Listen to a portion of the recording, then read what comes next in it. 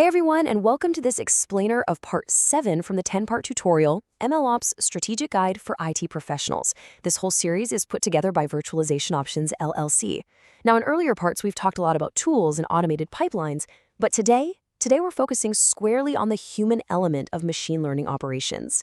If you're an IT professional or in IT management, listen up, because this chapter addresses an incredibly expensive problem: why so many brilliantly funded machine learning initiatives just never make it to production. We're going to look at how to stop bleeding money on failed ML projects. We have to start with a pretty stark reality directly from the text. Technology alone does not deliver MLOps maturity. You could go out and deploy the absolute most advanced ML tools available, right? The most expensive cloud platforms, the craziest automation. But honestly, your efforts will still fail if you lack the right cultural mindset. The technology is just the vehicle. Your team is the engine. As outlined by Virtualization Options, LLC, which is a Colorado-based technology, research, education, and advisory group, the real hurdle for IT management isn't just provisioning GPUs or setting up Kubernetes clusters. The actual hurdle is shifting your organization from isolated, siloed data experiments to collaborative, automated operations. I mean, we've all seen it, right? A brilliant data scientist builds a game-changing model on their local laptop, the laptop crashes, and weeks of untracked work just vanish. MLOps is about changing how people work together so that literally never happens again. Okay, let's run through our agenda. 1. The MLOps culture gap. 2. Defining the core roles. 3. MLOps team models. 4. The hybrid team advantage. 5. KPIs for IT management. And finally, 6. Culture drives MLOps maturity. Starting with Section 1. The MLOps culture gap, from silos to operations. The source really emphasizes that bridging this gap requires a massive shift. You have to move away from isolated research, where a data scientist builds a model and just kind of tosses it over the wall to IT.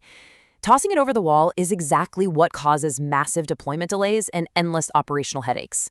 Success actually requires a shared ownership model across the entire ML lifecycle. From data ingestion to model retirement, everybody needs a stake in the production success of that system. Moving on to Section 2, defining the core roles, the MLOps cast. First up is the ML engineer. They are the bridge between data science and production systems, handling pipeline automation and deployment.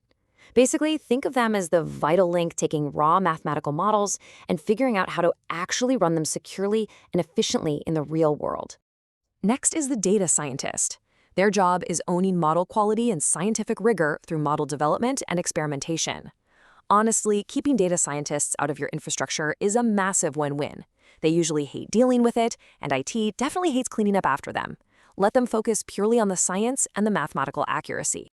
Then we have the data engineer. They ensure reliable, high-quality inputs to ML systems via data pipelines and feature engineering. Because, let's be real, machine learning is only as good as the data it consumes. These folks are the foundation, making sure the raw data is absolutely pristine. Fourth is the MLOps engineer. They enable the organization's ML capability via platform tooling, monitoring infrastructure, and CI/CD. This is a brilliant solution to a core team tension. While data scientists own the science, MLOps engineers own the platform tooling required to make that science actually operate at scale. And finally, the ML product manager. They ensure the ML investment delivers measurable value through business alignment and prioritization. Without this role, your teams might build beautiful, highly accurate models that solve zero actual business problems. They are your compass for ROI. Which brings us to Section 3. 3 MLOps team models, architecting for success. You basically have a choice here, right? Centralized platform team for standardization at scale versus embedded MLOps for faster iteration. If you go centralized, it sits completely separate from the product teams. Great for governance, but it often creates a massive bottleneck. On the flip side, embedded MLOps sits inside individual teams. It's incredibly fast, but you run the huge risk of shadow IT, where every team builds their own incompatible infrastructure. Both have significant drawbacks. So, let's look at Section 4, the hybrid team advantage, best of both worlds. This is the source's definitive architectural recommendation, the hybrid model. A central platform team provides the tooling and standards, and embedded practitioners apply them within the product teams. It's the holy grail. You get a central team acting as the provider of governed standards and embedded folks acting as agile executors. It perfectly balances strict governance with incredible speed. Let's move to Section 5, KPIs for IT management, the scoreboard. As IT management, you need a way to measure ROI, so the first metric is deployment speed. Organizations with mature MLOps practices deploy models 6 times faster than those using ad hoc methods. 6 times.